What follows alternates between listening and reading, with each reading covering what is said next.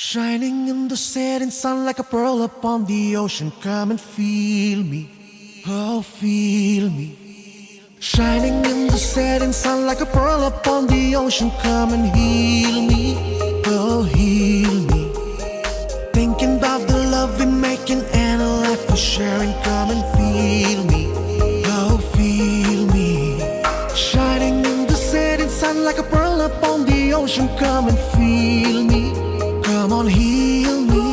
Okay, so me and Sarah we camped. Well, it's a little pre-camping thing, and it was on. Well, today is October 2nd, 2010, and like you're a camp instructor, right? Right. Yeah. So we were talking about like raccoons and stuff. And what do you say about raccoons?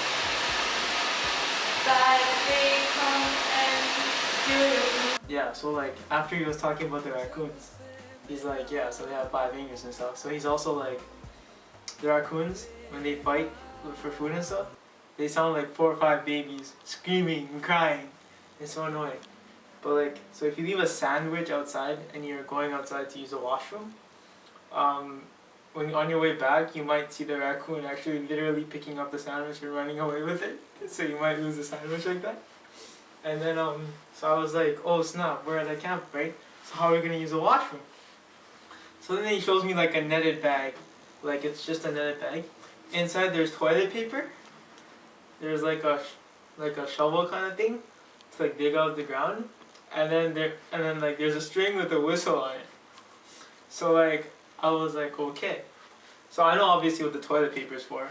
And the shovel it's to like dig the ground so you can like take a shit and then bury the shit after, right?